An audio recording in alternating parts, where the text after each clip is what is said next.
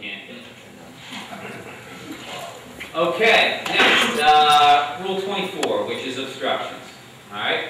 An obstruction is anything artificial, i.e. a cart path, a rake, ice, water fountain, including the artificial surfaces and sides of roads and paths and manufactured ice, except objects that define out of bounds, such as fences, okay, railings, walls, out of bounds stakes, okay, those are not considered obstructions.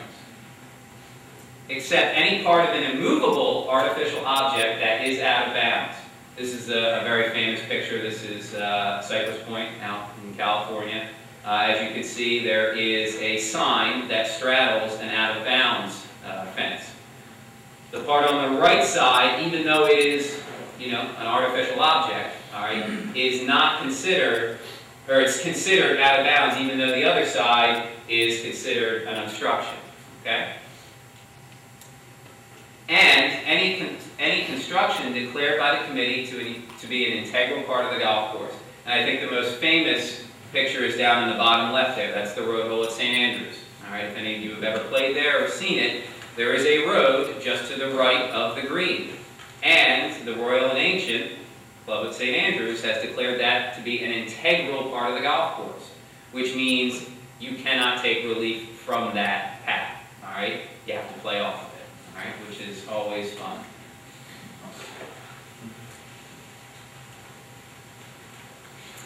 An obstruction is considered a movable obstruction if it may be moved without unreasonable effort, without unduly delaying play, and without causing damage.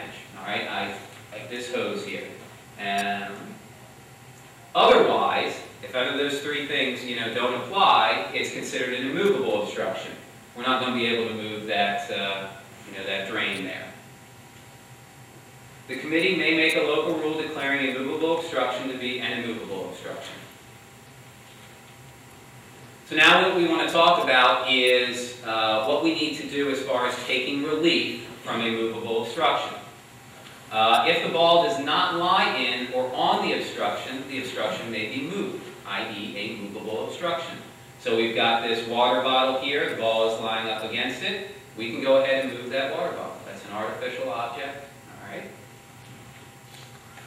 If the ball does move, it must be replaced, all right? And there is no penalty provided that the ball moved because you moved that obstruction, all right? So don't be afraid, again, if your ball is up against a water bottle or it's up against somebody's chair that's, on the golf course and it moves, as long as it moved because you moved that object, then you're okay. Then you can place the ball back on its spot. Otherwise, Rule 18-2 applies in that situation. If you move a ball that's that's in play and it wasn't due to the fact that you moved the obstruction. All right. So now let's talk about immovable obstructions, i.e., cart path. That's probably the biggest one we all deal with on a day-to-day